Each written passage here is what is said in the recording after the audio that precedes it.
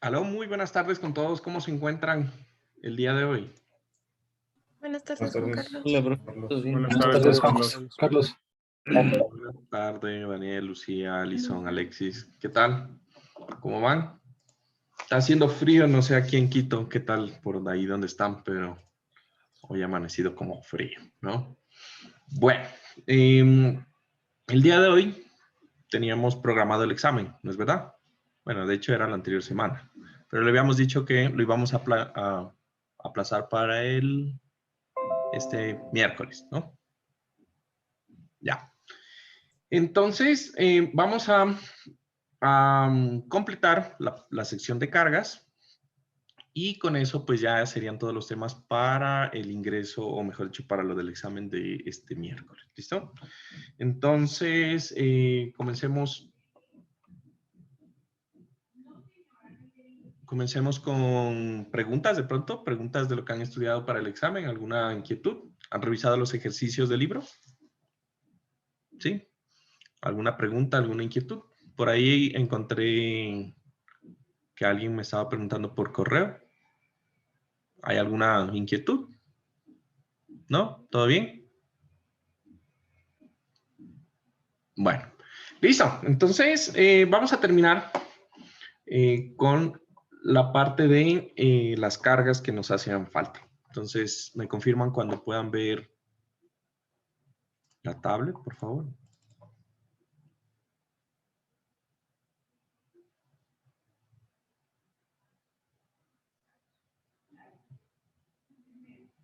¿Listo? ¿Ahí? Sí, Sí, Juan sí, Carlos. señor. Listo. Bueno, entonces, la anterior clase habíamos hablado de las cargas por temperatura uniforme, en donde hablábamos de que este tipo de cargas se dan o se producen cuando hay un cambio uniforme en todos los elementos que componen al puente en la temperatura y que se da principalmente por el cambio generalmente de estaciones. Por ejemplo, cuando yo tengo paso de estaciones de invierno a estaciones de verano, etcétera, en donde todos los elementos logran el equilibrio térmico en general, ¿no? Entonces, sin embargo, durante el día nosotros vamos a tener otro tipo de cambios, que son las temperaturas que se generan por los gradientes de temperatura.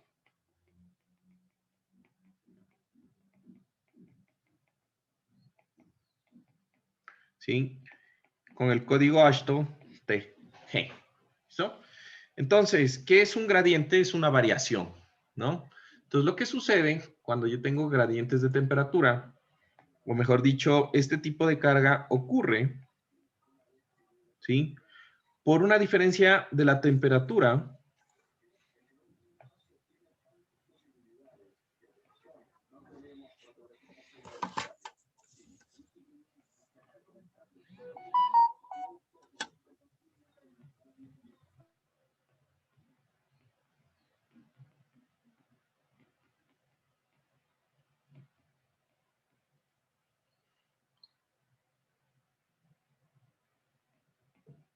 sobre la profundidad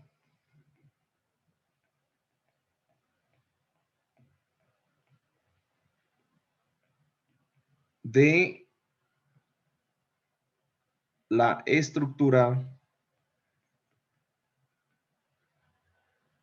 y los elementos que la componen.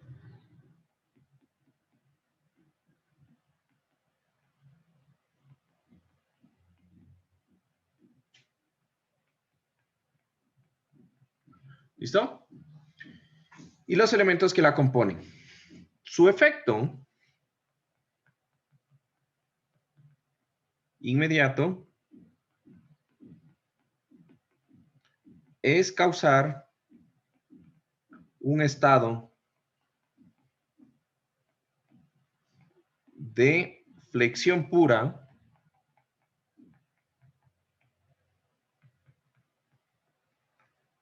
en la superestructura.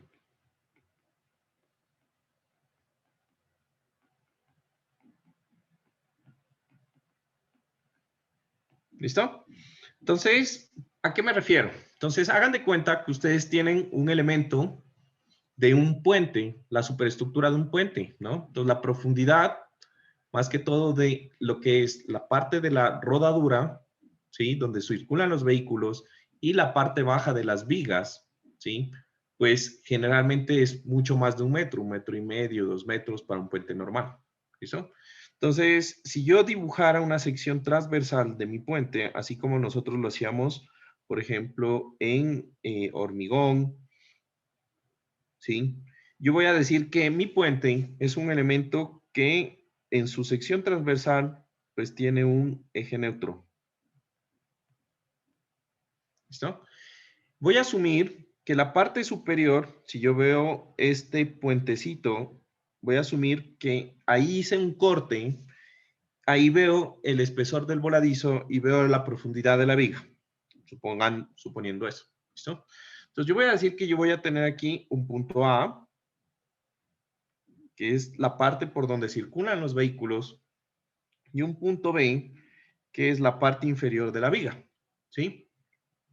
En este punto, yo voy a asumir que esta estructura, debido a las condiciones del clima, pues va a estar expuesto a los rayos del sol, ¿sí?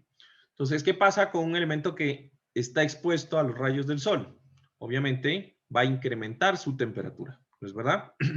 Entonces, el punto que más se calienta va a ser el punto A, ¿sí? Entonces, voy a hacer aquí un diagrama de deformaciones unitarias, teniendo en cuenta que el elemento inicialmente se encontraba sin cambios de temperatura, ¿listo? Entonces, va a suceder que de la posición inicial, en donde está el punto A y el punto B, ¿sí? El puente va a experimentar un incremento de temperatura debido a el aumento o a los rayos del sol. ¿Listo? Lo que quiere decir que el punto A va a pasar a un punto A' y se va a alargar por el efecto de la temperatura, ¿no? Y el punto B va a pasar a un punto B'. Sin embargo, debido a que los rayos del sol pegan en la superficie superior del puente, pues el punto A va a lograr una temperatura mayor que el punto B y por lo tanto se va a estirar mucho más. ¿Listo? Entonces el efecto es que esta sección que inicialmente se mantenía a 90 grados del eje neutro de la sección va a terminar con un ángulo de inclinación, ¿sí? Y va a generar esa deformación. ¿Listo? Entonces, si yo analizo esta sección, yo puedo decir, bueno, hay algo muy parecido a lo que nosotros analizábamos en hormigón acerca de la deformación de este elemento.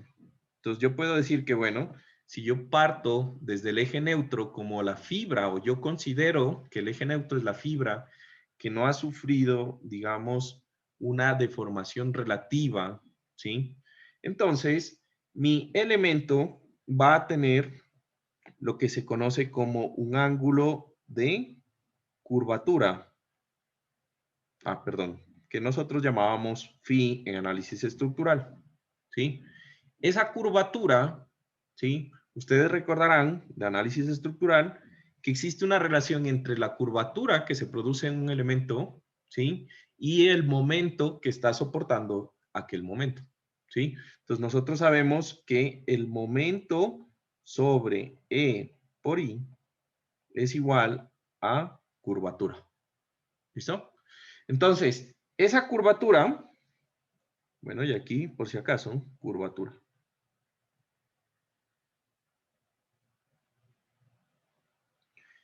Esa curvatura produce flexión, pero no es flexión debido a cargas, es flexión debido a los cambios que existen en la temperatura del sistema. ¿Listo? Entonces, ¿se entiende por qué produce flexión pura? ¿Sí? Se llama flexión pura porque es flexión sin cortante, o sea, es flexión sin producir o sin producirse por cargas. ¿Listo? Entonces, ¿cómo Juan evalúa? Carlos, Dime. eh, O sea, en este gráfico, o sea, no sé, creo que yo lo estoy viendo mal. Pero, o sea, ya es gradiente de temperatura, pero de todas maneras se debería expandir en ambos lados. ¿Por qué le dibujas al punto B como que si estuviera, o sea, yo lo que le veo es como que estuviera contrayendo de su punto inicial? No, no, no, no. Es que el punto inicial es este Al de menos aquí. así lo entiendo. El punto inicial es este de aquí. Este es el estado inicial. Este punto A pasa acá. El punto B pasa acá. Pero respecto al eje neutro existe esta variación. ¿Listo? Porque pues todas las fibras se extendieron, ¿me entiendes? Entonces yo no puedo considerarlo que todo el bloque se alargó, sino yo considero que de todo lo que se alargó constante, ¿cuánto es lo que se alargó más, ¿sí? Respecto a ese punto medio del eje neutro. ¿Listo? Ya. Listo. Entonces, ¿cómo lo va a considerar el Ashton? Entonces, resulta que el Ashton nos va a dar o nos va a tocar realizar un modelo tridimensional para calcular este tipo de variación. ¿Listo? Entonces, para ese modelo tridimensional, yo voy a necesitar definir la profundidad de la estructura, ¿sí? Y en esa profundidad, yo voy a coger y voy a plantear unas variaciones de temperatura. ¿Listo? Entonces, hagan de cuenta que el Ashton me dice, bueno, yo voy aquí a dibujar, voy a decir que esta es la profundidad. Entonces, hagan de cuenta que yo tengo aquí mi puentecito. Yo dibujaría esto así. Y esta sería la profundidad de mi viga cajón, por ejemplo.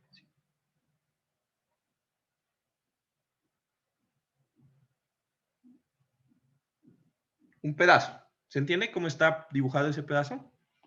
¿Listo?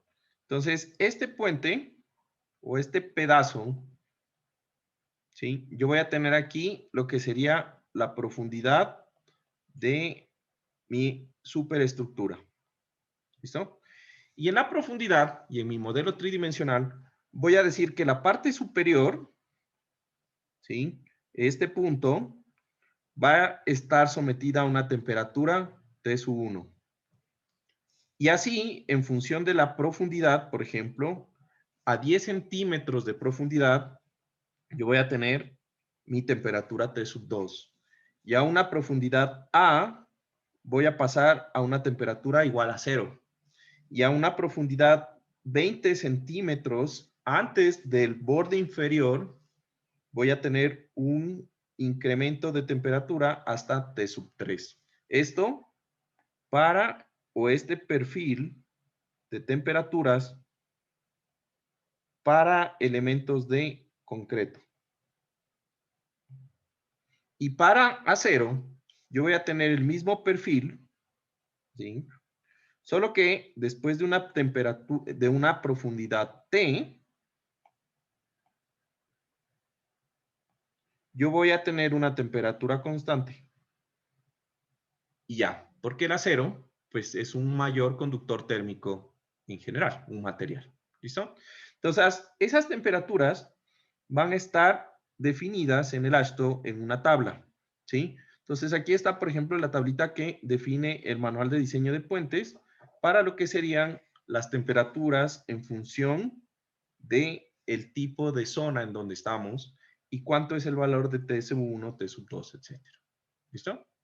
Entonces, ese va a ser mi esquema que yo debo aplicar para analizar lo que sería el gradiente de temperatura en una estructura. ¿Listo? Entonces, recuerden, aquí lo importante es que esta distribución se da en la profundidad de la superestructura. Entonces, como se han de imaginar, hacer el modelo tridimensional y aplicar estas temperaturas es un poco complicado, ¿sí? Y eso, pues, a la larga, la aplicación de estas fuerzas sale un poco del alcance de lo que nosotros vamos a hacer, pues, durante el curso. ¿Listo? Ahora, tenemos otra carga, que es la carga de contracción diferencial. Entonces, la contracción diferencial, ¿sí?, es lo que nosotros llamamos como el acortamiento por, ¿sí?, fraguado o temperatura, ¿ya? Entonces, el fraguado del hormigón, por su palabra en inglés,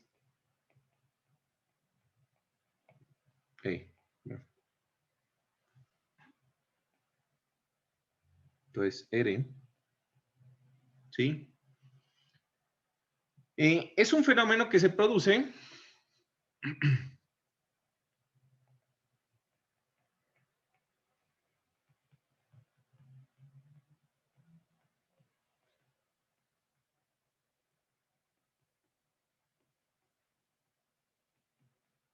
por la reacción exotérmica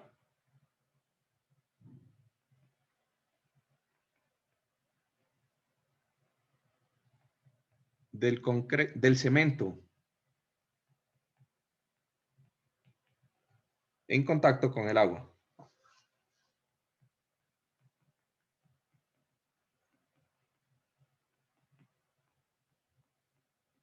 ¿Listo? Entonces, ¿qué produce? Como es una reacción exotérmica, produce que el hormigón se caliente cuando se está fraguando y al terminar o al generarse ya o terminarse la reacción, pues cambia de temperatura, se enfría y eso produce agrietamientos, ¿no? Entonces, esta carga, ¿sí?, se la considera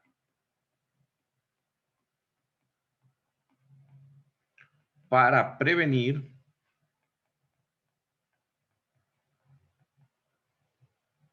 la fisuración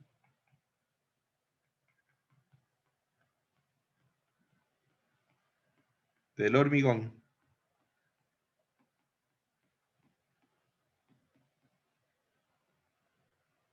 por contracción diferencial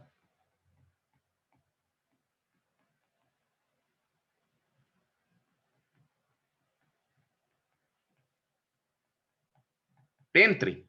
Entonces, vamos a decir que uno de los principales problemas es de, por ejemplo, que se produce, es que cuando yo tengo elementos de hormigón unidos a elementos de otros materiales, comúnmente acero, pues ese efecto de la contracción térmica hace que las diferencias en lo que sería el acortamiento del hormigón y las deformaciones unitarias del hormigón sean diferentes a las del otro material, en este caso, por ejemplo, el acero.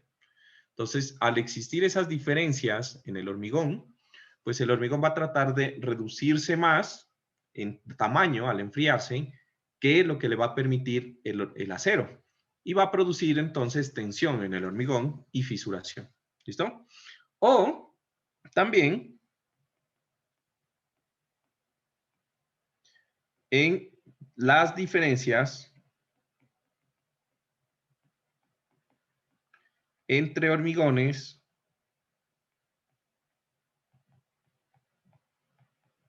de diferentes edades.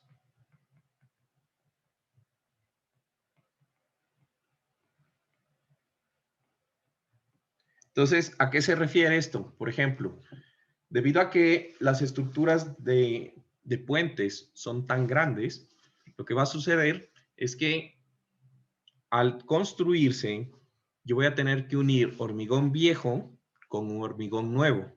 El hormigón viejo no va a tener ese problema del fraguado porque ya está en su posición final, en su tamaño final. En cambio, el hormigón nuevo, al endurecerse y al fraguarse, va a generar esfuerzos en el hormigón viejo. ¿Listo? Entonces, es más que todo el mismo fenómeno. ¿Listo? También tenemos las cargas del flujo plástico o el creep.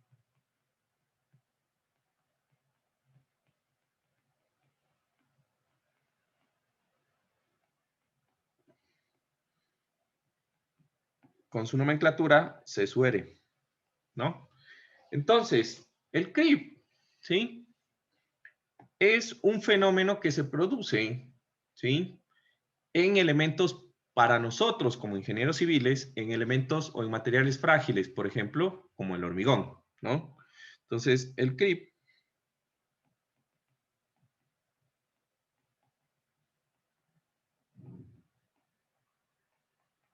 se produce principalmente en materiales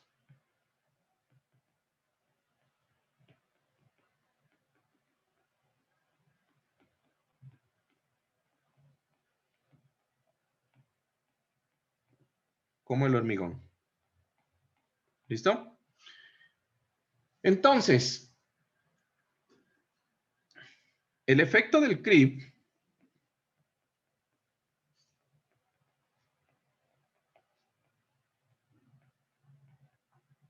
es generar deformaciones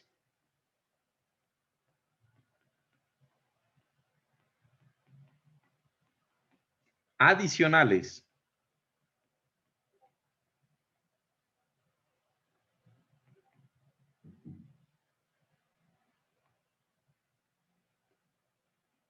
a las elásticas, producto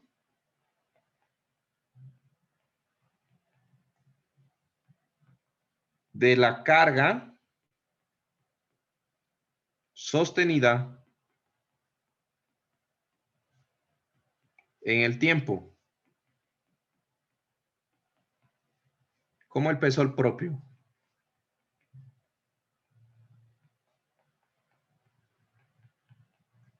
¿Listo? Entonces, yo voy a tener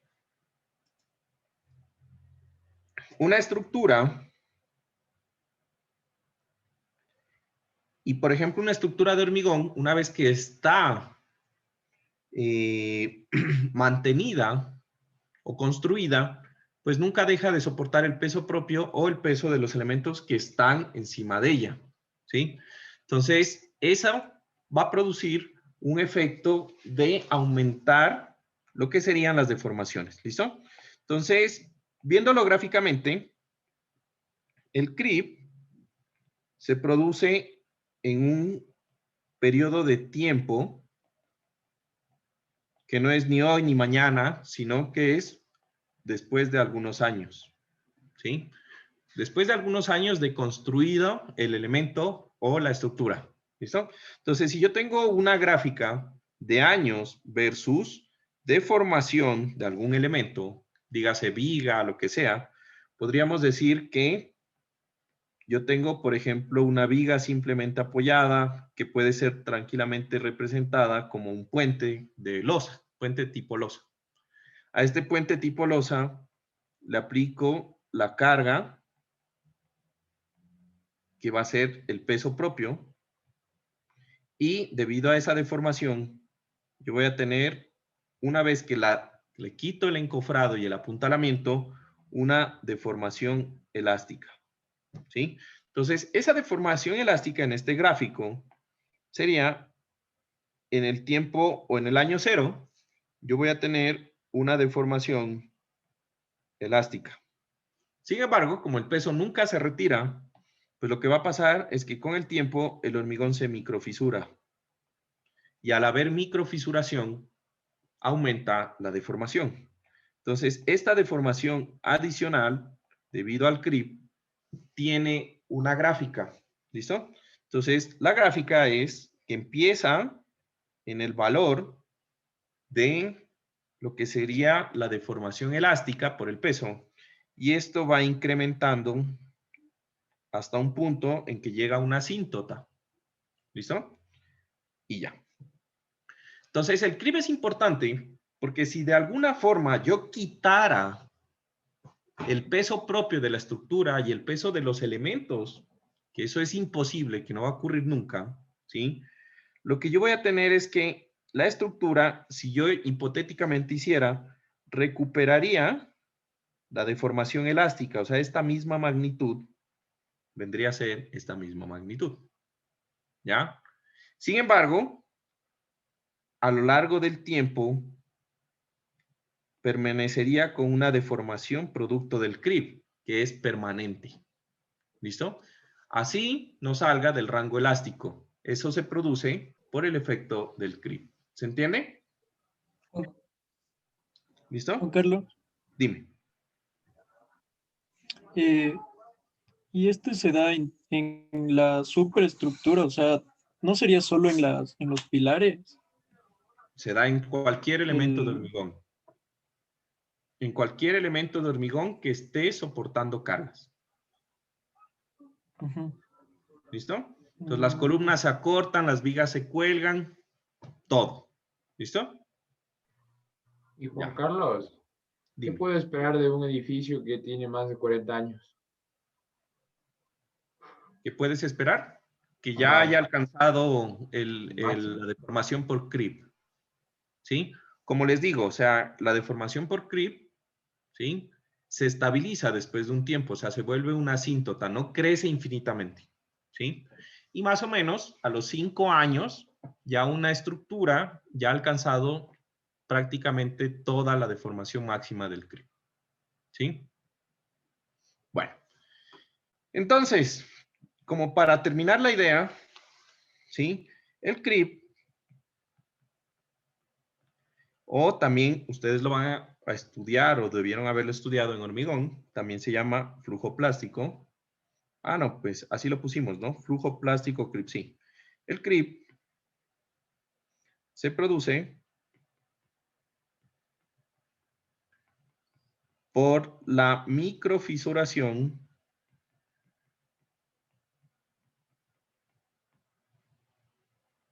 del hormigón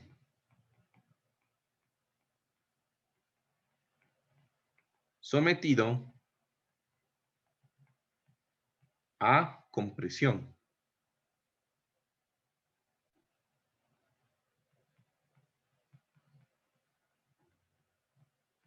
Sí, porque recuerden que el hormigón en tensión, pues realmente no trabaja, ¿yo no? El problema es que debido a que está sometido a compresión, pues eso se microfisura y esas microfisuras se empiezan a generar un acortamiento del hormigón. ¿Listo? Para controlar el creep,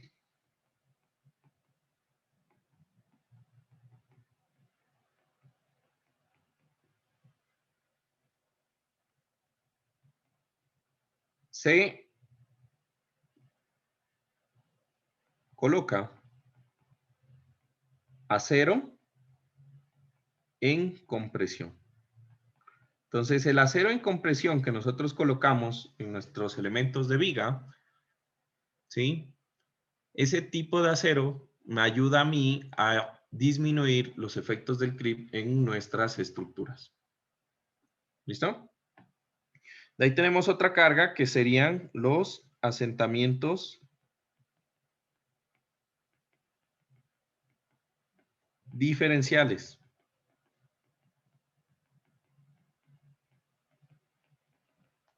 ¿Listo?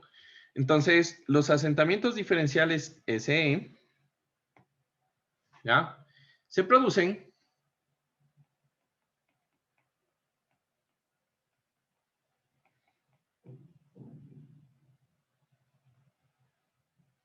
por un cambio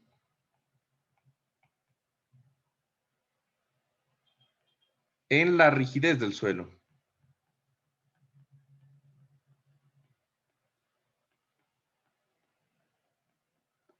¿Listo?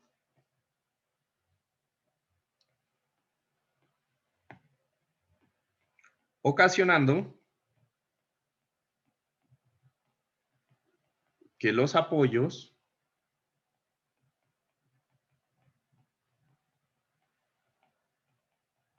cambien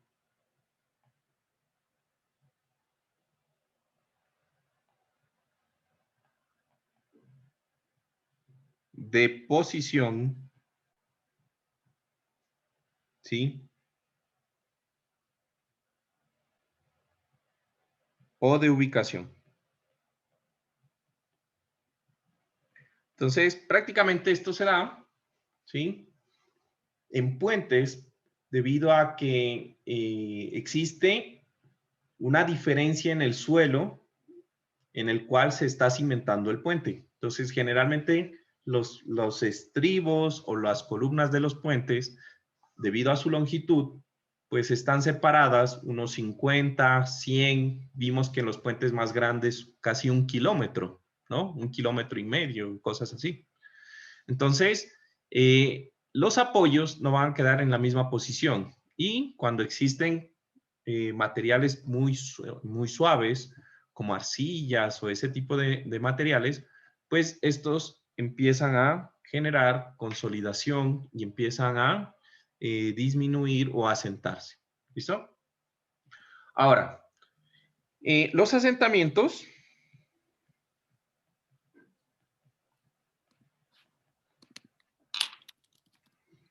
también son producidos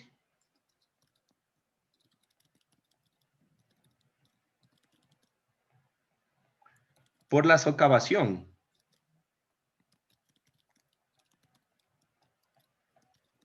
¿Sí? Del material portante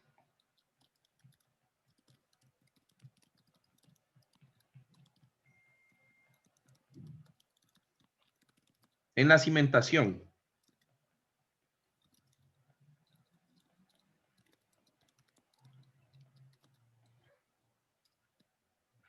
En estructuras, o mejor dicho, aquí podríamos decir en subestructuras,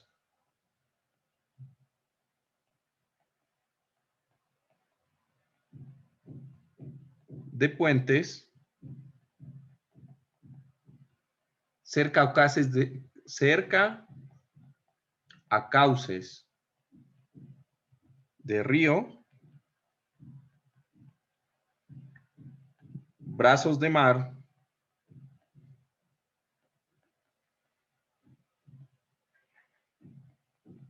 o etcétera.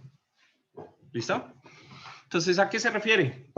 Pues nosotros sabemos que el río tiene un arrastre de partículas, ¿no? Genera arrastre por flujo, ¿sí? Entonces, debido a esto, cuando se construyen las pilas del puente es una obstrucción al cauce natural del río, ¿sí? Las pilas o los estribos. Lo que ocasiona es que ese aumento en la velocidad del flujo para poder esquivar lo que sería la estructura, pues hace que se arrastre el material sólido, que es el material portante de la estructura, ¿sí? Es el caso, pues, de que existen muchos puentes que han fallado porque, pues, las pilas o los estribos se quedan sin fundación y, pues, colapsan debido a esto. ¿Listo? La siguiente fuerza serían las fuerzas... Dime. Yo tengo una pregunta. En la parte donde hablamos que puede haber suelos diferentes en las diferentes partes del puente, estaba pensando, entonces, ¿cómo se haría ahí para hacer, digamos, el espectro? Porque tendré que basarme con los FA, el FD, el FS. ¿Y qué hago si es que en un lado tengo un tipo de suelo y en el otro? ¿Cómo haría eso? Qué excelente pregunta. ¿Qué te afecta eso? De que ¿No? tengo sismos diferentes en los dos lados. Ya, entonces lo que pasa es, realmente es una buena pregunta. Acabas de descubrir un problema que tienen SAP, ¿no? Entonces SAP 2000 es un programa de análisis matricial que no es capaz de determinar o no es capaz de programarse que cada estribo, digamos, siente una aceleración distinta debido a lo que tú acabas de mencionar, que el suelo es distinto, que la profundidad de pronto al estrato de roca es distinto, etcétera, ¿no? Entonces, esto se da principalmente para estructuras que tienen largas luces o de largas longitudes, ¿sí? Entonces, para este tipo de estructuras ya no se puede hacer el análisis estructural en programas de software tradicionales, ¿sí? Entonces ya tienes que hacer el modelo utilizando un programa propio, ¿sí?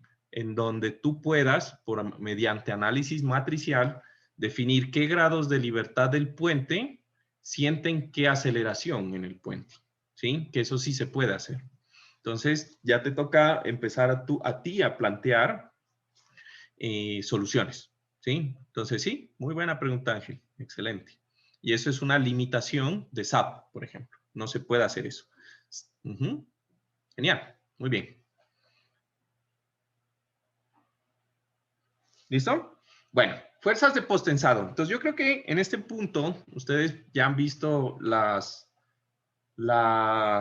clase con Fernando y sabrán, pues, de que las fuerzas de no han visto las fuerzas de posttensado. Bueno, ya les O sea, conté. ya vi, o sea, estamos tomando este semestre. Bueno, pues, se están tomando con él. Pero en general ya les conté de qué se trataba el fenómeno del posttensado, ¿sí? Ya saben qué es posttensado y qué es pretensado. Entonces resulta que el posttensado y el pretensado lo que producen los elementos son fuerzas, ¿sí? Entonces, cuando yo tengo el posttensado, lo que va a pasar es que existen fuerzas de fricción y son fuerzas de pérdidas debido a que el cable se resbala de adentro de lo que es la matriz de concreto, ¿sí? Existen fuerzas de acortamiento, existen, bueno, algunos tipos de fuerzas que complican pues lo que sería el análisis, ¿listo? Entonces, estas fuerzas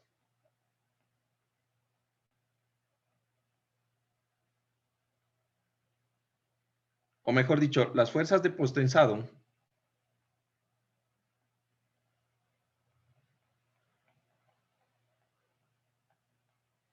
producen, ¿sí? Fuerzas internas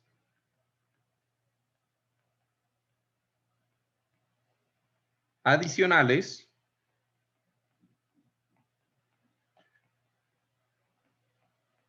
producto del posttensionamiento.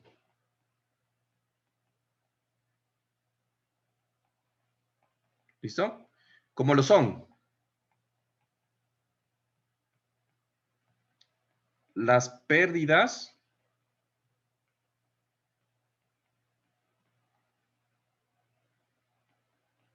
por fricción o elongación del cable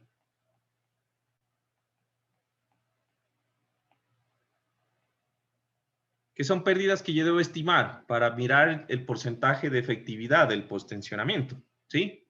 Pues los que ya vieron la clase, pues me entenderán. Pero más importante,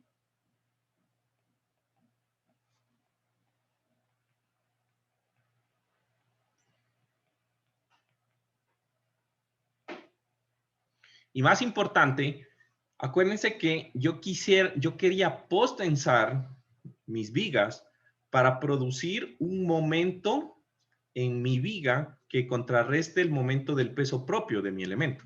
Entonces, esas fuerzas son las que yo debo considerar en mi análisis estructural. Entonces, y más importante, los momentos cortantes y cargas axiales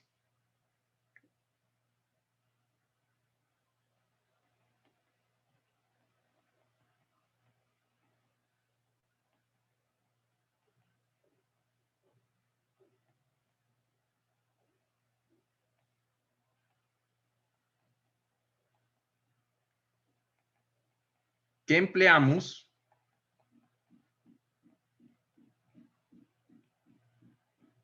para el análisis estructural.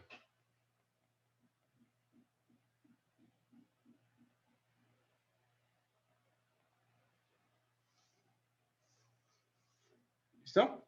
Entonces, en esta parte, nosotros no vamos a meternos mucho en detalle. Lo que vamos a hacer, más que todo, es estimar, pues, o entender conceptualmente cuáles son estas fuerzas de posttensado que estoy hablando. ¿Listo? Entonces, con eso acabamos las cargas. En general, nos faltan las cargas que serían de los empujes verticales y laterales del terreno, pero eso los vamos a estudiar cuando lleguemos a la parte de subestructura, o sea, el diseño de los estribos, ¿sí? Entonces, por ahora, vamos a enfocarnos en estas de acá. ¿Listo? Ahora,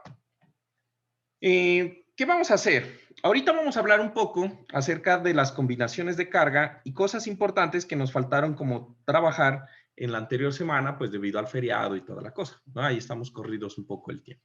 ¿Listo? Entonces, ustedes recordarán que en una de las investigaciones, pues les decía o les comentaba que existían o que el ASHTO tenía combinaciones de carga distintas a lo que nosotros tradicionalmente usábamos en el diseño de edificaciones, ¿sí? Entonces, ustedes encontraron y les mandé a investigar lo que serían las fuerzas o lo que serían las combinaciones de carga y para qué se emplean las combinaciones de carga, ¿sí? Entonces vamos a hablar un poquito de eso al respecto. Entonces, ¿quién me recuerda un poco, ¿sí? Los tipos o las combinaciones de carga que encontramos, de lo que se acuerden.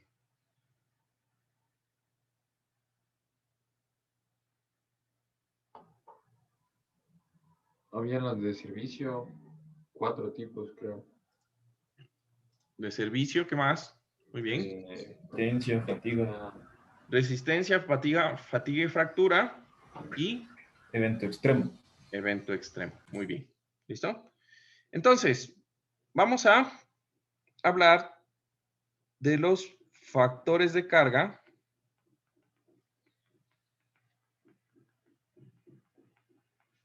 y combinaciones de carga.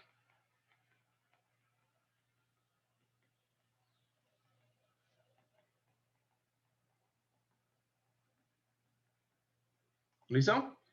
Entonces, primero, partamos con los tipos de carga que ya hemos mencionado, o recordemos, mejor dicho, los tipos de carga que considera el ASHTO. ¿Listo?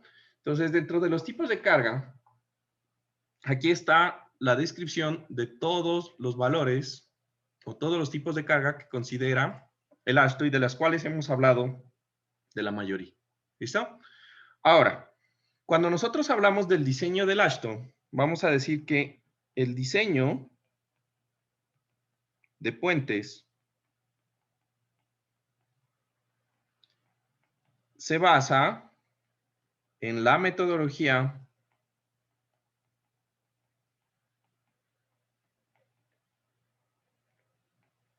LRFD. ¿Ya? Que esto significa Load Resistance Factor Design.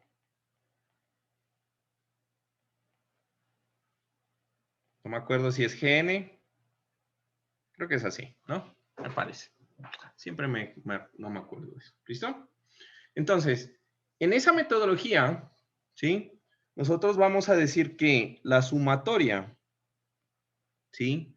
De todos los factores eta que ustedes investigaron, ¿sí? Su I, multiplicados por los factores gamma, su I, de mayoración de cargas, multiplicados por las cargas individuales, que son cualquiera de estas, estos a la larga serían las cargas Q su I. ¿Listo? Todas estas cargas de aquí, Q su I. Esto que nosotros sabemos que lo denominamos demanda, la demanda debe ser mayor o menor. ¿Qué opinan? Menor. Menor, ¿no? Menor. Menor que la capacidad, que vamos a decir que es R su I, ¿sí? O multiplicado por un factor de reducción de resistencia, que esto es la capacidad. ¿Listo? Entonces, la demanda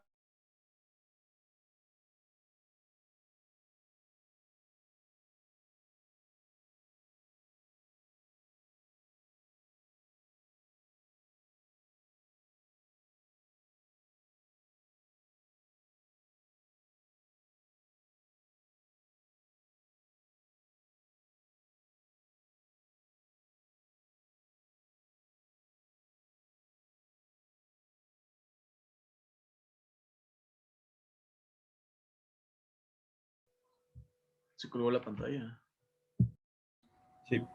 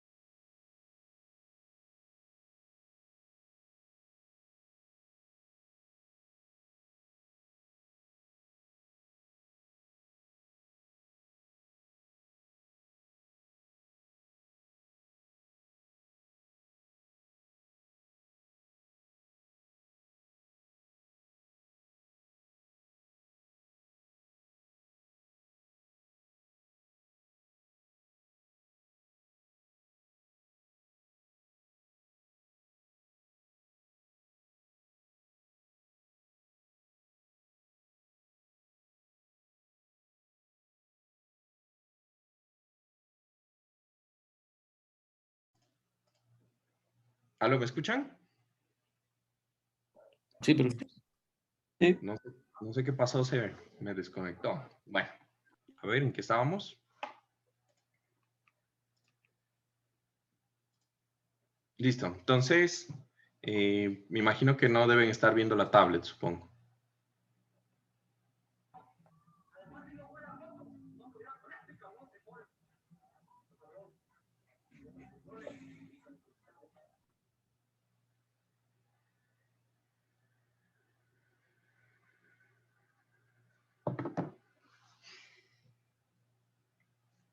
¿Listo? ¿Allá todo el mundo está viendo la tablet? Sí. Sí, profe. Entonces, a diferencia de edificios, en puentes se diseña para 4 estados límites.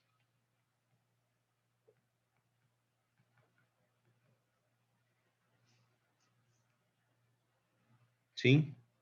En donde en cada estado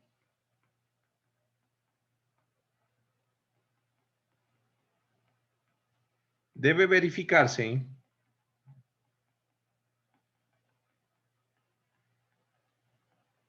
en cada elemento del puente.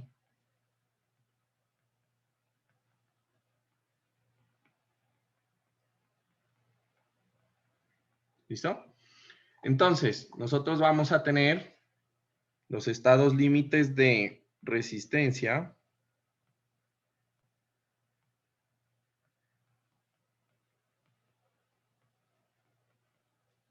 ¿Sí? Servicio.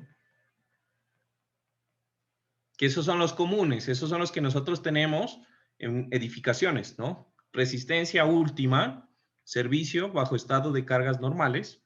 Y aparte de eso, nosotros tenemos evento extremo. Y lo que sería el estado de fatiga y fractura. ¿Listo?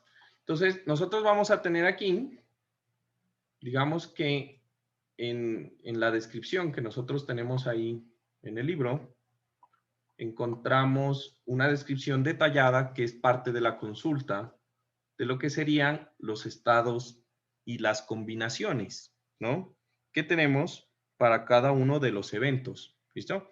Entonces, para resistencia tenemos 5 combinaciones, para evento extremo tenemos 2 combinaciones, para servicio tenemos 4 combinaciones y para fatiga tendríamos 2 combinaciones, ¿sí? Entonces, cada una de esas combinaciones de carga se aplica en función de lo que yo tenga como estructura o la estructura que yo esté analizando. ¿Listo? Entonces, por ejemplo, si yo analizo los estados límites de resistencia, voy a analizar estado límite de resistencia 1. Dice, combinación básica de cargas que representa el uso vehicular normal del puente. Entonces, todos los elementos, ¿sí?, deben aplicarse el estado de resistencia 1 y punto. ¿Listo?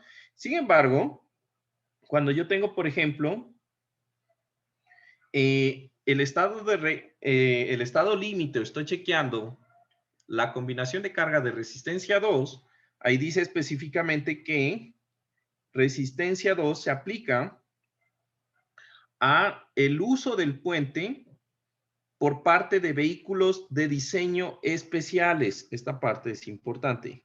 Vehículos de diseño especiales, ¿sí? Entonces, ¿qué es, por ejemplo, un vehículo de diseño especial? Un vehículo de diseño especial, digamos que, por ejemplo, en California, nosotros, o mejor dicho, no nosotros, ellos tienen en California un vehículo que utilizan para diseñar sus puentes y que es el siguiente, ¿no?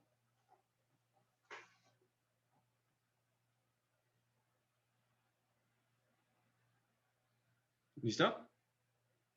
Entonces, este es el vehículo especial que utilizan en California para diseñar sus puentes, porque circulan este tipo de vehículos ahí. ¿Listo?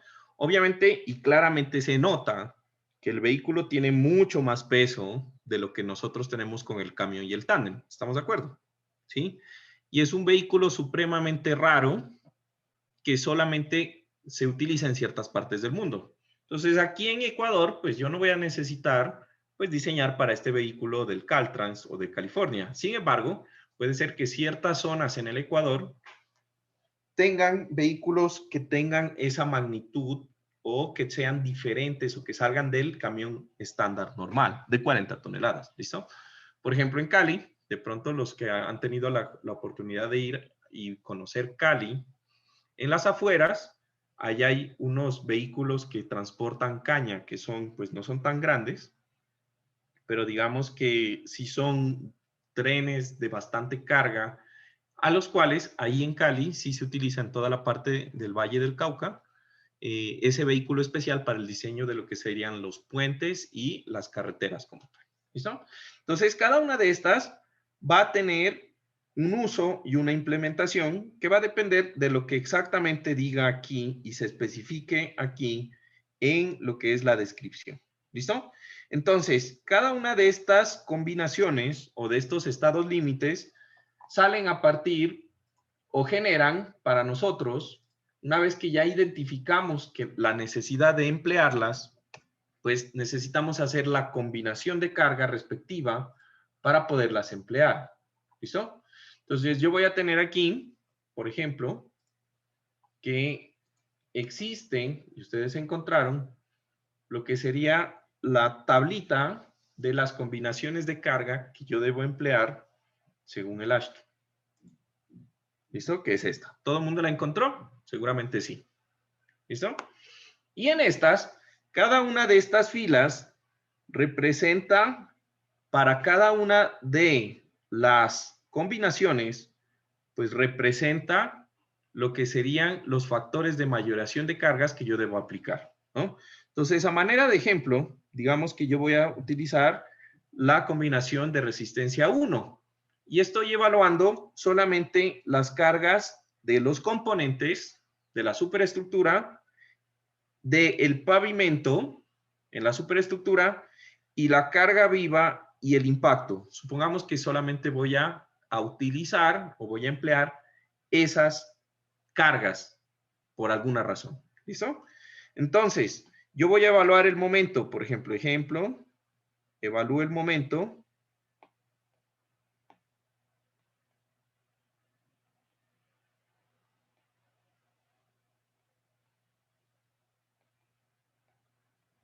Evalúo el momento mayorado, ¿sí? Para resistencia y servicio 1. ¿Ya? Los dos. Resistencia y servicio 1. ¿Listo? Entonces, ¿yo qué hago?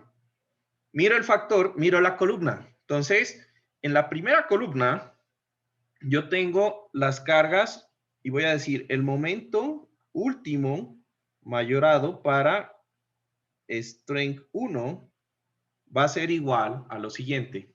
¿Listo? Entonces, fíjense que en la combinación nosotros partíamos con un factor eta.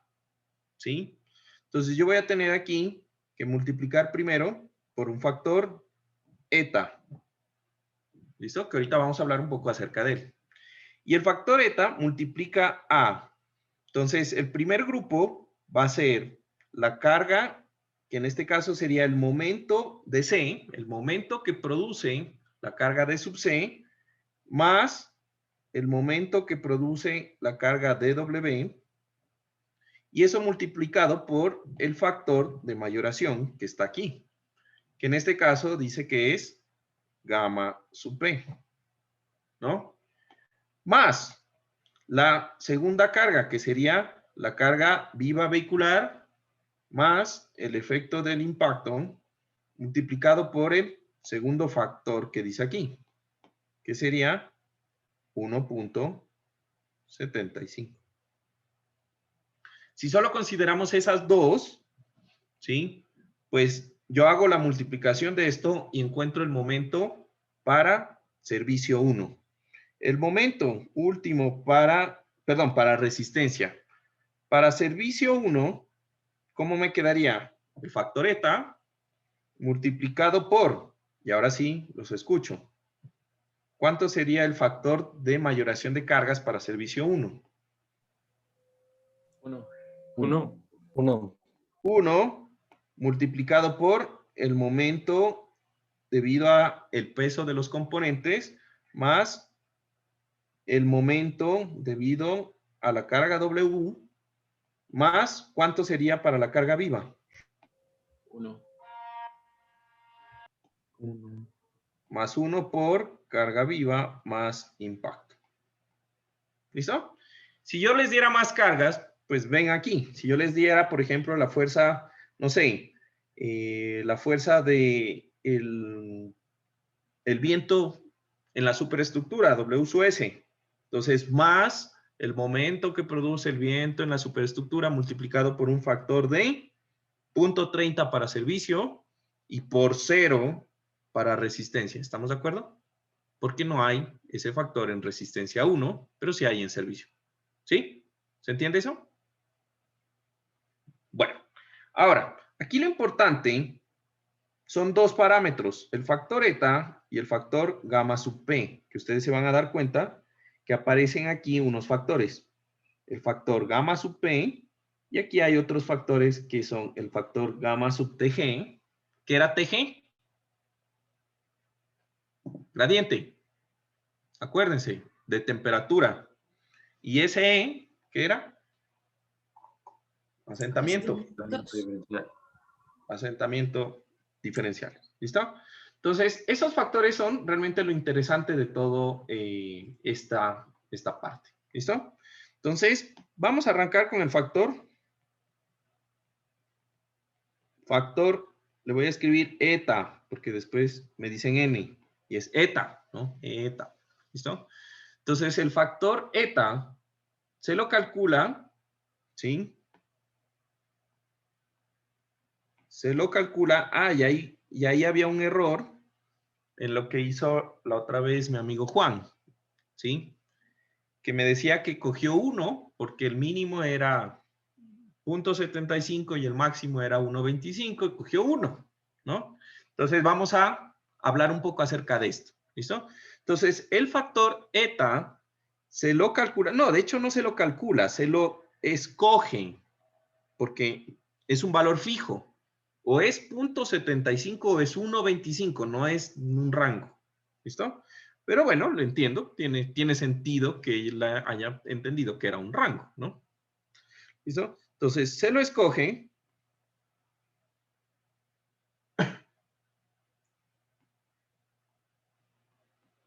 ¿Sí? Considerando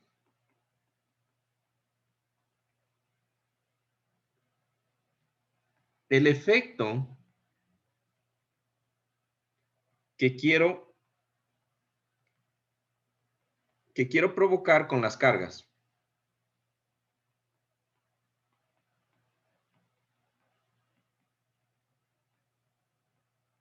¿Listo? El efecto que quiero provocar con las cargas. Acuérdense que el eta multiplica es a las cargas. ¿Listo? Multiplicar al efecto de las cargas. Entonces, el factor eta se lo calcula como la multiplicación del factor eta sub i, eta sub d y eta sub r. ¿Sí? Primero. Y esto se calcula así cuando, ¿sí? Un aumento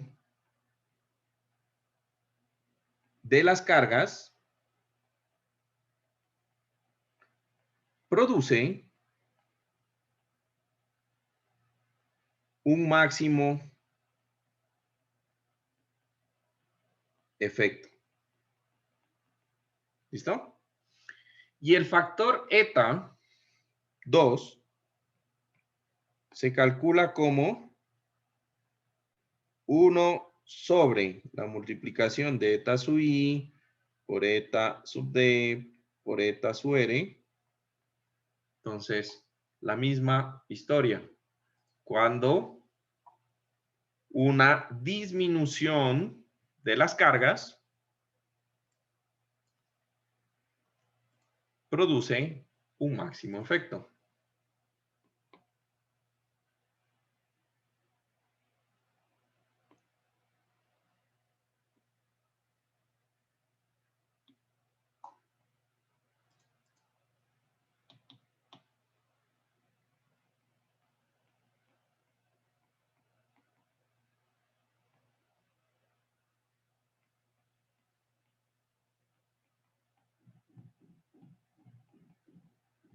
¿Listo?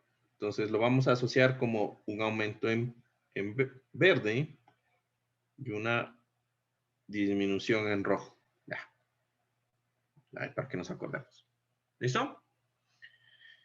Entonces ustedes se preguntarán, pero esto no tiene sentido. ¿Cómo así? ¿No? Esta vaina no tiene sentido. ¿Por qué? ¿Listo? Entonces, un aumento es fácil. ¿Sí? Entonces, yo generalmente, si yo tengo, supongamos que yo estoy evaluando, supongamos que yo estoy evaluando la viga cabezal de un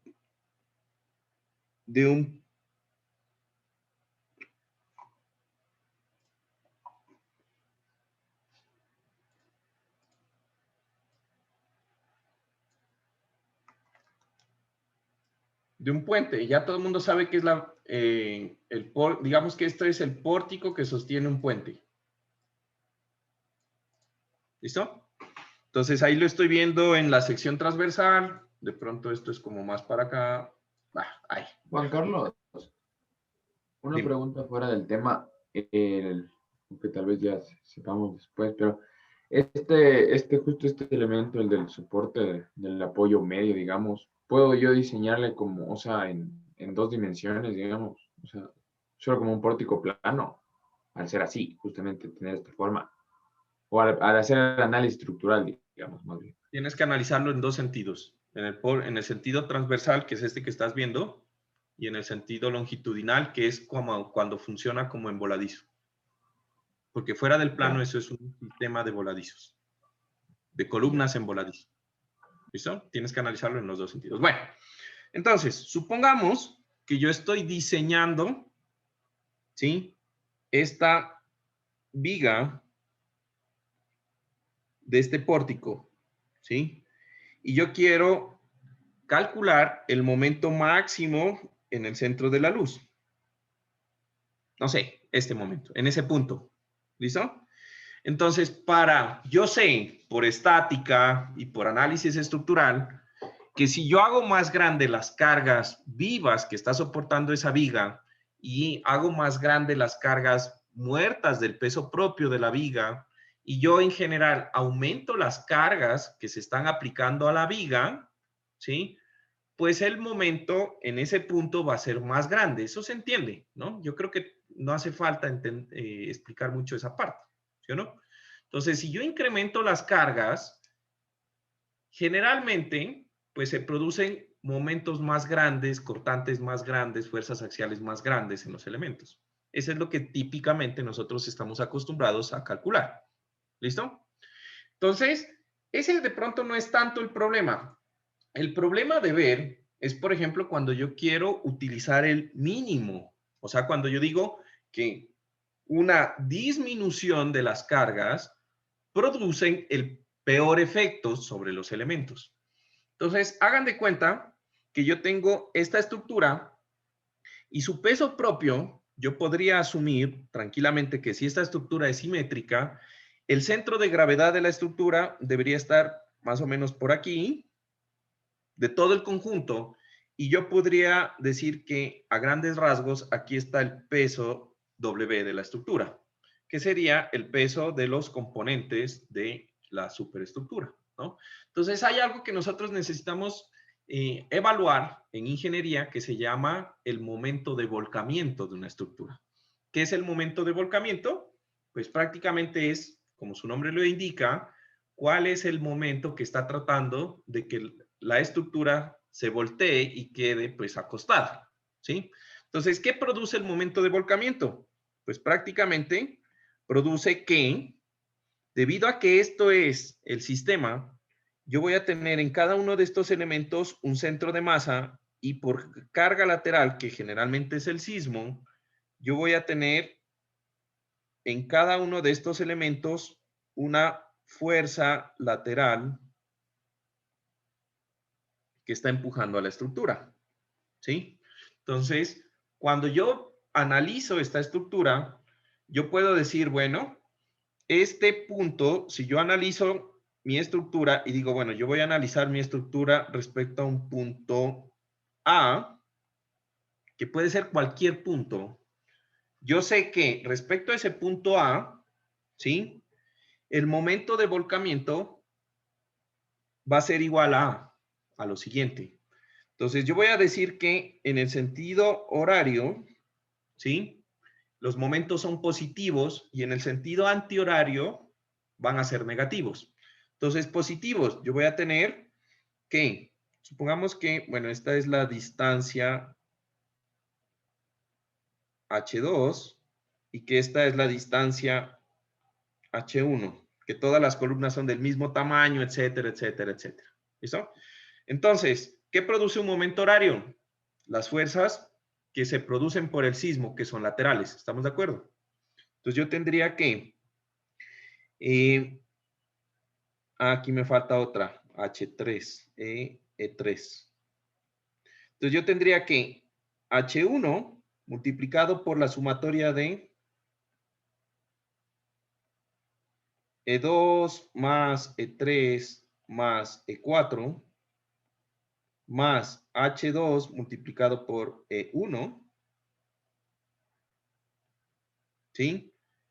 Menos la fuerza que estabiliza, que sería el peso de la estructura, que sería WDC, por, pongámosle que esto sería la longitud, no sé, esta longitud le vamos a decir que es L medios, o sea, me estoy inventando realmente, pero se entiende, ¿no?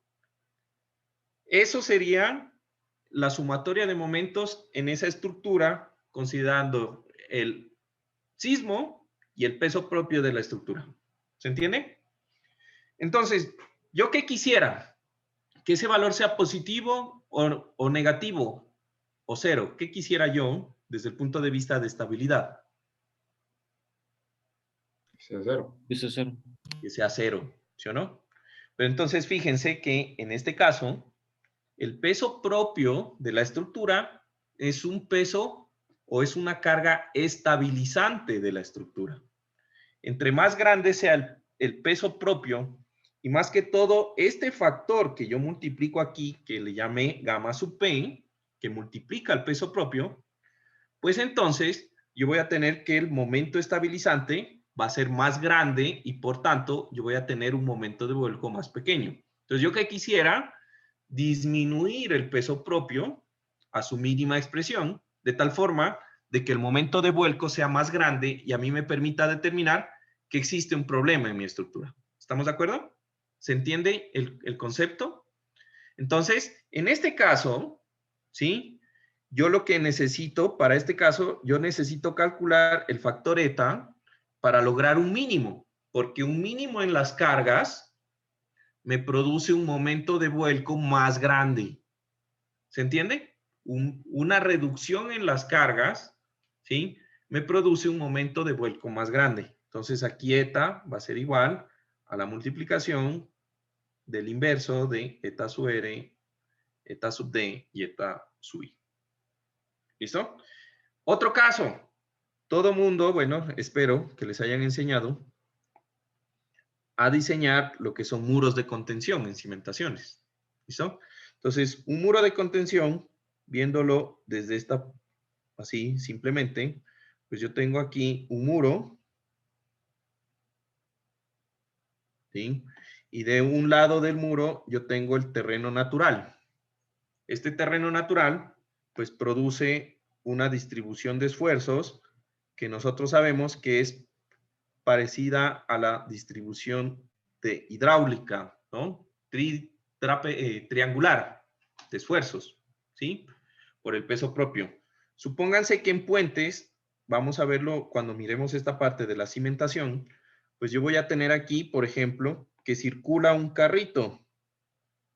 Entonces aquí está el carrito. La verdad no sé dibujar bien carros, pero ya, se parece a la nave de los supersónicos, pero bueno, no importa, si es que vieron los supersónicos. Pero este vehículo produce un empuje adicional que se transforma en una variación de esfuerzo en el suelo adicional. Bueno, ya saben a lo que voy, ¿no? En este sistema, pues yo voy a tener también, por ejemplo, suelo en el otro lado, un nivel del suelo, ¿sí? Entonces, ese muro está tratándose de girar antihorariamente. ¿Estamos de acuerdo de eso? Se está tratando de girar antihorariamente. Entonces, respecto al punto A, yo también tengo un efecto estabilizante. ¿Cuál es el efecto estabilizante que evita que esta estructura no se gire? Pues lo mismo, el peso propio del muro, pero también voy a subrayar en azul una columna del peso del suelo en ambos lados del muro, que tiene peso. Entonces, este pedazo, el peso del suelo, ¿sí? 1, esto se llama EH1, y por acá voy a dibujar otro vector que sería EH2. Entonces, este es otro caso común en donde si yo disminuyo el peso propio del suelo y el peso propio del material del muro como tal, pues yo voy a tener un momento de vuelco respecto al punto A que es mucho más grande y por lo tanto ahí yo utilizo el factor eta de la inversa. ¿Se entiende cuando se utiliza este tipo de cosas? ¿Listo? Entonces, ese factor eta,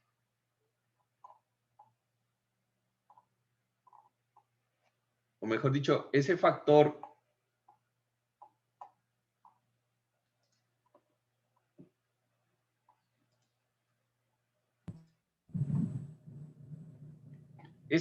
gamma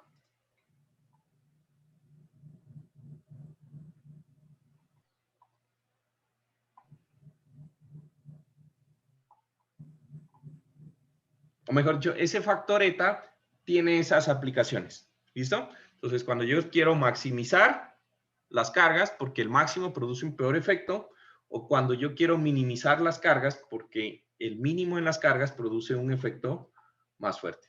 ¿Listo? Entonces, nosotros habíamos dicho que el factor eta se compone de 3. El factor eta sub d, que es el factor de ductilidad. ¿Listo? Entonces, el factor de ductilidad, ¿sí? Depende del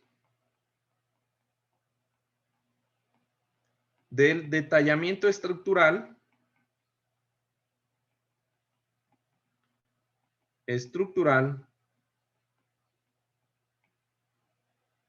que garantizamos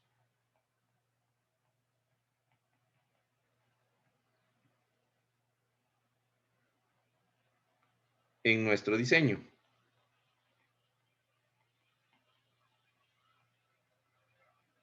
Dime, Lucía. Juan Carlos, o sea, el factor eta, digamos, en el caso que tenía el sismo, las fuerzas, o sea, este factor eta reducido, ¿está solo en las fuerzas estabilizadoras o también le pondría al sismo? No, es que mira, lo que pasa es que cuando nosotros tenemos la multiplicación, ¿sí? Va a multiplicar a toda la ecuación. Entonces, también multiplica al sismo, ¿sí?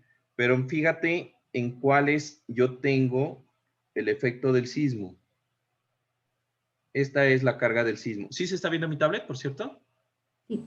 El efecto del sismo solamente se calcula en lo que sería el evento extremo, ¿sí? Entonces, una reducción, por ejemplo, se hace global en toda la ecuación. Yo multiplico eta por toda la ecuación en general. Ya, ok. Gracias. ¿Listo? Bueno. Entonces, decíamos, el factor eta depende del detallamiento estructural que yo tenga o que yo vaya a garantizar en mis elementos a diseñar, ¿no? Entonces, por definición, dice que se utiliza para los estados límites de resistencia, fatiga y fractura en todos los elementos. Entonces, eta sub d solamente, ¿sí?, va a tener un valor diferente de 1 en estos estados límites. Para todos los demás, el factor es eta igual a 1. ¿Listo? Entonces, si ustedes se dan cuenta, los factores eta siempre van a ser, eta va a ser 1.5, va a ser 1, o va a ser 0.95. Siempre van a ser iguales. Siempre. Esa va a ser la variación. En este caso, en el caso de la ductilidad, me dice que es 1.05 cuando yo estoy diseñando elementos no dúctiles. ¿Sí? ¿Qué quiere decir elementos no dúctiles? Coloco refuerzo menor al exigido en el código.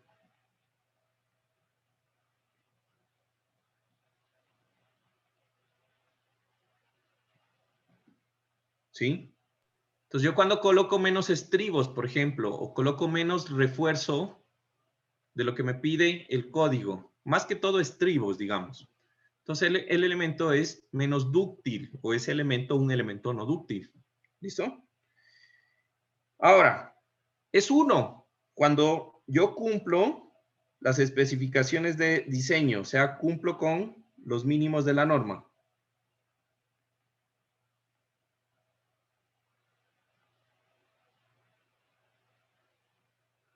Cumplo con los mínimos de la norma, eta igual a 1. Y entonces, eta igual a 0.95. ¿Cuándo? Cuando yo, ¿qué se imaginan? Cuando yo coloco más de lo que me exige la norma. Entonces, me dice la norma, bueno, tengo que poner estribos cada 12 centímetros, ¿no? Estribos cada 12 centímetros, me salió ahí el cálculo. Y yo digo, ¿sabes qué? Yo no voy a ponerle al maestro a decir que va a ser cada 12, sino para no complicarlo, voy a poner estribos cada 10. Entonces, estoy poniendo más cantidad de estribos en la misma longitud. Entonces, estoy cumpliendo más de lo que me dice el código. Podría decir, bueno, 0.95. O dice Juan, no, ¿sabe qué? Yo no me quiero complicar lo que diga el código, pongo estribos cada 12, lo que me salió en el diseño. Entonces, eta igual a 1. Dice Jeffer, no, ¿sabe qué? Estribos cada 12 parece que es cada 15. Mejor me ahorro esa plática. Entonces, pongo estribos cada 15. Estoy poniendo menos de lo que me dice el código. Entonces, es un elemento no dúctil, 1.05. Dime. Juan Carlos, Dime. te quería preguntar, ¿eso sería solo en el refuerzo para cortante o...? No, en general. Estoy dando el Es que, ejemplo importante. ya, es que eso te iba a preguntar, porque si yo pongo mucho más refuerzo longitudinal que el que me pide, si Se le vuelve pongo no dúctil. demasiado, ajá, no podría hacer eso, o sea, no sería contraproducente. No, es que estamos hablando de ductilidad. Tú entiendes que si yo tengo un elemento a flexión y Ujú. le pongo la cuantía balanceada, el elemento pues no está, digamos que está fallando al mismo tiempo, ¿sí o no? Si le pongo Ajá. masa cero, el elemento se vuelve un elemento frágil porque falla por Ajá. compresión. Entonces, si tú le pones masa cero a tensión, ¿cuál de los Ujú. tres estas etas deberías poner? ¿El de no dúctil? ¿Ah? 1.05. Ajá. 1,05 porque tu elemento es no Ah, ya. dúctil, ¿sí? Por eso tú tienes que evaluar ya con tu, pues, ¿qué es lo que estás haciendo? Si el elemento se vuelve dúctil, exageradamente dúctil, o realmente te estás yendo al otro lado y el elemento se vuelve frágil, ¿sí? Ujú. Entonces, depende, obviamente. Ya. ¿Listo? Ya. Bueno, entonces, vamos a dejar hasta ahí la clase, ¿sí? Y esta parte de los factores eta, por favor, revísenlo en el libro. La próxima clase arrancamos ya con la parte de la superestructura. Esto era como complementar lo que vimos en clase. ¿Listo? Juan No Carlos, se olviden, no se olviden de que la próxima clase tenemos examen. O sea, estoy hablando de la próxima clase, es el próximo lunes, ¿no? El ¿qué? miércoles tenemos examen. Ah, ¿Listo? Entonces no se olviden de esa parte. ¿Listo? Bueno, Juan Carlos nos diría hasta aquí el examen. sí, hasta los factores eta y, Ya. y lo de la consulta, pues que eran los factores gamma, sub P, etc. ¿Listo? Sí, sí. Listo, chicos. Entonces, que tengan una excelente tarde y nos vemos el día miércoles por este mismo canal. Cuídense Juan y Carlos, vendrán. una preguntita más. Claro, sigue. Podemos tener las tablas, Sí, todas, o las sea, tablas. por ejemplo, para los Sí, estados, o puedes eso traer no las pasa. tablas, son aparte a tu formulario, como siempre. Ah, ya. ¿Sí? Buenos. Impresas aparte, ¿no? Obviamente, ¿no? Y O esas sea, las yo vas a digo, escanear y las vas a subir. ya, yo digo también así, Juan digamos, las Carlos, tablas para las cargas de viento cuando cumplía con los requerimientos para poner el mínimo o algo así, esa creo que. Sí, todas las tablas que hemos usado, que hemos visto, pueden imprimirlas, organizarlas, imprimirlas y las traen aparte de su formulario que hacen a mano. El formulario a mano es lo que ustedes pues escriban y quieran tener de fórmulas, etcétera, ¿ya? Pero pues las tablas son aparte. ¿Listo? Dime, Jeff. Juan Carlos, cierto, me acordé de algo. En la carga sísmica, ¿qué factor de reducción le ponemos? Porque estaba leyendo que para puentes, o sea, de luces como que más grandes, o sea, por lo que tiene luces grandes los puentes, el factor de reducción R es más pequeño que de 6 a 8 que se asume cuando es algo, una estructura bien hecha, dúctil Bueno, y todo lo realmente demás. cuando tú estás hablando de puentes grandes, no deberías usar factores R. El factor R solamente se utiliza para el diseño bajo el método de la fuerza horizontal equivalente. El método de la fuerza horizontal Ujú. equivalente solo se emplea para estructuras muy regulares y muy simples que cumplen con Ujú. los lineamientos del método, que dice que prácticamente la estructura va a Ujú. vibrar casi toda su masa bajo el primer modo de vibración. Por Ujú. ejemplo, si fuera un puente atirantado o un Ah, puente colgante, ya no puedes utilizar factor R, sino que tienes que hacer análisis no lineales, en donde directamente se involucra el daño del material y tú ya estás estimando qué tanta ductilidad o qué tanto daño tiene. ¿Listo? Entonces, solamente para estructuras muy Y, simples se aplica el R. y para puentes, o sea, como que hasta qué luz podría utilizar un factor de reducción. No es, Porque, o sea, no al es en final los función del puentes luz. no son... No es en Ajá. función de la luz, es en función más que todo del sistema constructivo. O sea, por ejemplo, puentes de vigas sobre vigas de acero, de losa sobre vigas de acero, o puentes viga cajón, Ujú. máximo hasta ahí. Ya lo que son puentes de dovelas sucesivas, puentes de lo que serían atirantados, Ujú. puentes colgantes, esos ya deberías hacer tú un análisis no lineal, porque ya no se Ya. comportan como una estructura en donde tú puedas aplicar el método de la fuerza horizontal equivalente. Ah, ya. Y el R, por ejemplo, de estos puentes como que más normales, de vigas continuas y así. Ujú, Porque estaba busca en en la el libro. NEG y No, es que en la NEC no ay, puedes buscar. Estaba en el no, libro. ajá, Aparece en no hay, cada no. vida los Ah, factores. ya, Porque la NEC es para ah, ya, edificaciones, recuérdate. ¿Listo? ajá, Entonces, la NEC no es para puentes. ah, ya, listo. Sí, porque ¿Listo? estaba buscando esa R y no encontraba. No, Ya, para puentes listo, en la NEC Juan no. Carlos, gracias. ¿Listo? Bueno, Juan chicos, Carlos, tengo ahorita una reunión, así que me voy a desconectar. Muchas Carlos, gracias. Juan Dime. Carlos. Juan Carlos. Gracias, Chao. Carlos. Carlos, una pregunta. ¿Te puedes conectar ahorita al horario de atención? Es que tengo una reunión justamente con alguien.